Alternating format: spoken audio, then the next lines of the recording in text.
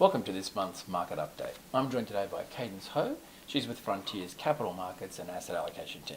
Hi Cadence. Hi Wayne. Let's just start with a general overview of the global economy. How have things been going in markets the last month? What we've noticed for markets in general, sentiment has been positive, albeit there's a slight deceleration in growth, where we've seen leading indicators such as global PMIs, for example, have decelerated and trended downwards, but that's mainly due to a change in rhetoric or headwinds that's around in our global environment, where we've seen for PMIs for individual countries or key economies, they've remained within their expansionary levels. And emerging markets, in particular, such as China, despite being in an expansionary space, they've continued to take hit, mainly due to a couple of headwinds, such as a rising U.S. interest rates, strong U.S. dollar, as well as a slowdown in domestic growth. However, global GDP on the economic side has remained resilient. Most notably within developed markets, what we've seen in countries such as US and Australia is that economic growth in the third quarter has been better than expected. Growth rate in the growth rate within the Eurozone has decelerated since the middle of 2017, and that's mainly due to a couple of headwinds such as a slowdown in their bond buying program, rising US interest rates, as well as a slowdown in exports that's led by China. Output gaps across advanced economies, which gives us an idea where capacity is within the economy, have actually turned positive, with the exception of Australia. So what it tells us within Australia is that we've noticed a considerable amount of slack within the labour market, and that just suggests there's more room to grow for economic activity. Where we see the market going in the next 12 months is likely that acceleration in global economic growth would remain challenging. However, capacity-wise, it will also prove that there will be further inflationary pressures coming through the market. So the slowdown in Europe has been quite persistent. What are some of the issues behind that? Within Europe, we've seen a couple of internal and external factors that have been contributing to the slowdown in growth. Some of the internal factors would be a wind down in the bond buying purchase program by the European Central Bank. This program is slated to reduce from the start of October 2018 to 15 billion and likely to end in December 2018.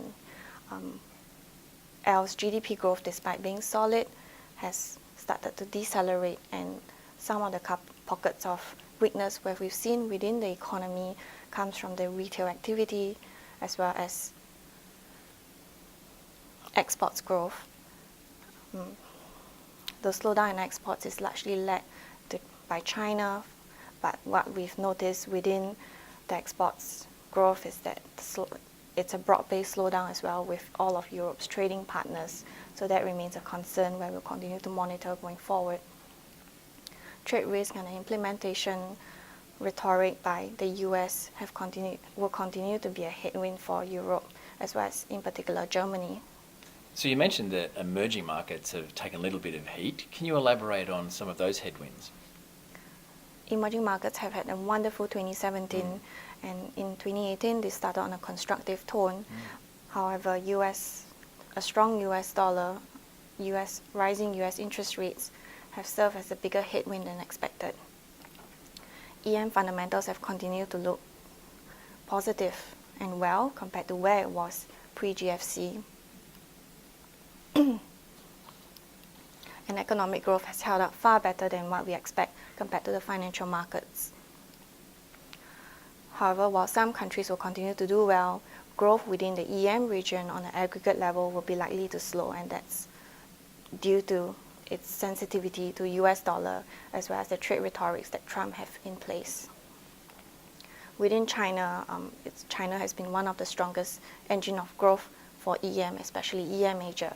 And within China, we've noticed that domestic momentum in terms of spending as well as leverage have actually slowed down, where we've seen and trade tensions have escalated. What we've noticed within China is that officials have responded and ramped up policy support.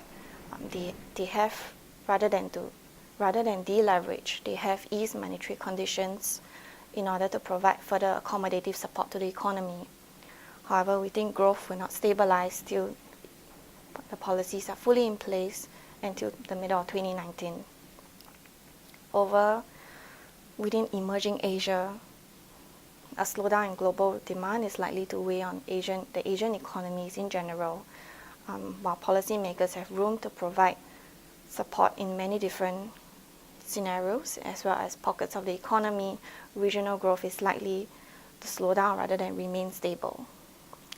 So we'll continue to monitor how EM will perform going forward. So turning to Australia, our own domestic economy, any areas of concern for investors there? Surprisingly for Australia, we've had a better than expected third quarter growth. Where we've seen contributions coming from was in consumer spending, business spending, and the last surprise was actually dwelling investment. On the leading indicators, where it gives us a sentiment on how the market's likely to do going forward, business and consumer sentiment have continued to trend upwards, but showing some signs of peaking. So the labor market itself has actually remained strong, but however, underlying indicators suggest that there's more slack within the economy, and we do see further room of improvement before that translates to wage growth.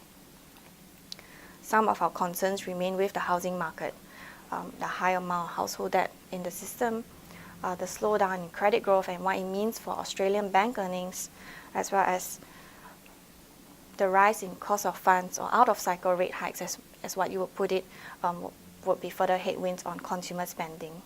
So another key area of concern would be the outcome of the Royal Commission and what it means on low credit growth.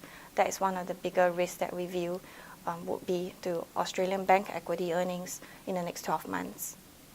Thanks, Cadence, and thanks for watching this month's Market Update.